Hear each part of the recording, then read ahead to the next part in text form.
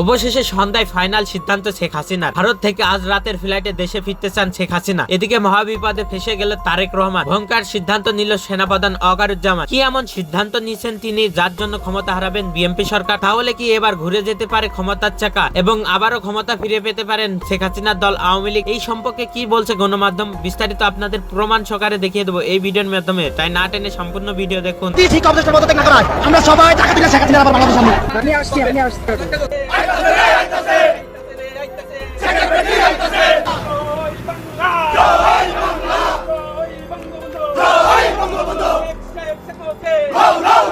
মাননীয় প্রধানমন্ত্রী পদত্যাগ করেছেন এবং এখন একটা ইন্টারিম গভর্নমেন্ট ফর্ম করে আমরা আমাদের কার্যক্রম পরিচালনা করব।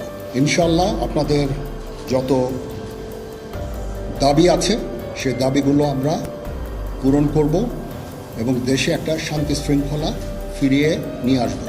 আওয়ামী লীগ কখনো পালায় না, দেশের খুব কাছাকাছি আছে, চট করে ঢুকে পড়তে ফিরছেন শেখ হাসিনা, সক্রিয় হচ্ছে আওয়ামী লীগ, আবার উত্তপ্ত হবে রাজপথ, এমন নানা ধরনের মন্তব্য দেখা যাচ্ছে সামাজিক যোগাযোগ মাধ্যমে। আদতে ঘটনা কি?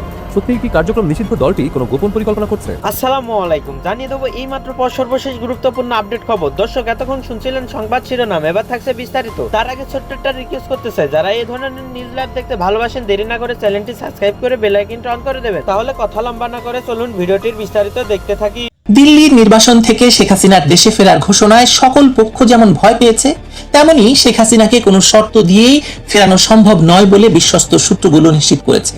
বাজারে জোর গুঞ্জন যে শেখ হাসিনাকে শর্ত দেওয়া হয়েছে ফেরার জন্য, কিন্তু শেখ হাসিনা স্পষ্টত বলেছেন কোনো শর্ত নয়, নিঃশর্তে স্বাধীন বাংলাদেশে তিনি একজন স্বাধীন নাগরিক হিসাবে, আওয়ামী লীগের প্রধান হিসাবে ফিরতে চান। তিনি বঙ্গবন্ধুর কন্যা, সেটা কেউ চাক বা না চাক।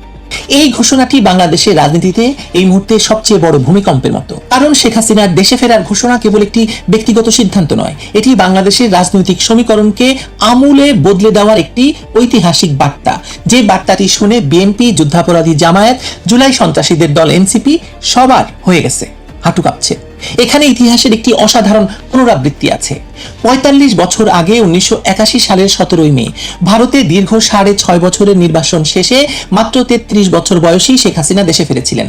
সেই ফেরাটাও ছিল বিপদসংকুল, সেই পথটাও ছিল কাটা বিছানো। বাবাকে হারিয়েছেন ১৯৭৫ সালে, পরিবারের প্রায় সবাইকে হারিয়েছেন ঘাতকের বুলেটে, তবুও তিনি ফিরেছিলেন। ঢাকা বিমানবন্দরে বিমানের দরজায় পৌঁছে গিয়েছিল লক্ষ লক্ষ মানুষ। সেদিনও বলা হয়েছিল আওয়ামী লীগ শেষ, সেদিনও বলা হয়েছিল হাসিনার পক্ষে আর কিছু করা সম্ভব নয়। আজ ২০২৬ সালে ৪৫ বছর পর আরেকটি নির্বাসনের অবসান ঘটতে চলেছে। এবারও সেই একই ভারত, একই দিল্লি, একই পথ, কিন্তু শেখ হাসিনা এখন আরো পরিপক্ক, আরো দৃঢ় এবং আরো অটল। গত ১৭ই মে আওয়ামী লীগের এক ভার্চুয়াল সভায় যোগ দিয়ে তিনি নাম না করে তারেক রহমানের সরকারের উদ্দেশ্যে বলেছেন, আমার জন্য জেলখানা, ফাঁসির মঞ্চ রেডি করুন, আমার পাসপোর্ট ফিরিয়ে দিন, আমাকে নিয়ে যেতে বিমান পাঠান। এই বক্তব্যটি কোনো আবেগের বক্তব্য নয়, এটি একজন যুদ্ধক্ষেত্রে অভিজ্ঞ রাজনীতিবিদের সুচিন্তিত রাজনৈতিক ঘোষণা। এই কথাগুলো বলতে যে সাহস লাগে, সেই সাহস কেবল তারই আছে যিনি জানেন তার পেছনে কোটি কোটি মানুষের ভালোবাসা আছে। এখন প্রশ্ন হলো, শেখ হাসিনাকে বিএনপি কি শর্ত দিয়েছিল? কারণ শোনা যাচ্ছে যে বিএনপি শেখ হাসিনাকে ফিরতে দেবে, তবে কিছু শর্ত দিয়েছে। একাধিক সূত্র নিশ্চিত করছে যে বিএনপির হাইকমান্ডের পক্ষ থেকে আওয়ামী লীগের শীর্ষ নেতৃত্বের কাছে একটি অলিখিত রাজনৈতিক প্রস্তাব পাঠানো হয়েছিল। প্রস্তাবের মূল কথা ছিল, আগামী ৫ বছর বিএনপির নির্বিঘ্নে ক্ষমতায় থাকা নিশ্চিত করতে হবে, আওয়ামী লীগ কিচ্ছু করবে না, আওয়ামী লীগ চুপচাপ বসে থাকবে। বিনিময়ে আওয়ামী লীগের উপরে থাকা সব আইনি এবং রাজনৈতিক বাধা দ্রুত তুলে নেওয়ার আশ্বাস দেওয়া হয়েছে। বিএনপির হিসেবটা সহজ, আওয়ামী লীগ মাঠে নামলে জামায়াত এবং এনসিপি তাদের ঠেকাতে ব্যস্ত থাকবে, ফলে বিএনপি ক্ষমতার কেন্দ্রে নিরাপদ থাকবে। কিন্তু শেখ হাসিনা এই প্রস্তাব সরাসরি নাকচ করে দিয়েছেন বলে জানা যায়। তার বক্তব্য স্পষ্ট, আওয়ামী লীগের মতো একটি ঐতিহ্যবাহী দল কোনো শক্তির দয়া বা গোপন সমঝোতার ভিত্তিতে রাজনীতিতে ফিরতে পারে না।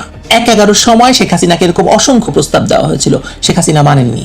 এরশাদের সময় দেওয়া হয়েছিল, শেখ হাসিনা মানেননি। এই অনড় অবস্থানটি কেবল রাজনৈতিক কৌশল নয়, একটি আদর্শগত দৃঢ়তার প্রকাশ। যে দল বাংলাদেশকে স্বাধীন করেছে সেই দলের নেত্রী কোনো শর্তের খাঁচায় বন্দী হয়ে ফিরবেন না।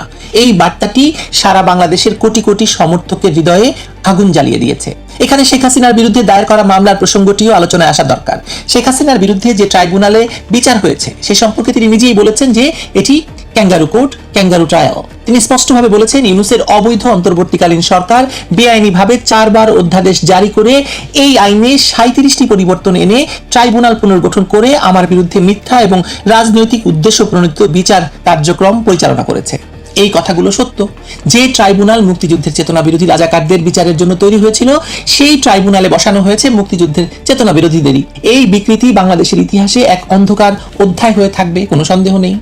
এই প্রেক্ষাপটে আরো উল্লেখযোগ্য হলো শেখ হাসিনাকে ভারতে পাঠানোর ঘটনাটি। তিনি 17ই মের সভায় দাবি করেছেন তাকে প্রথমে জানানো হয়নি ভারতে পাঠানোর কথা। নিরাপত্তা কর্মকর্তারা জীবন বিপন্ন হওয়ার যুক্তি দিয়ে দিল্লিতে পাঠানোর সিদ্ধান্ত নিয়েছিলেন। অর্থাৎ তথাকথিত গণ অভ্যুত্থানের নামে যে পট পরিবর্তন ঘটানো হয়েছিল, তার পেছনে যে পরিকল্পিত ষড়যন্ত্র ছিল, এবং সেই ষড়যন্ত্রে একজন ফ্রান্সে বসে, একজন আমেরিকায় বসে এরকম নির্দেশ দিচ্ছিলেন যে শেখ হাসিনাকে মেরে ফেলা হোক। এগুলো তো এখন স্পষ্ট, এবং শেখ হাসিনা নিজেই এসব এখন ফাঁস করছেন এবং আরো সব তথ্য বেরিয়ে আসছে।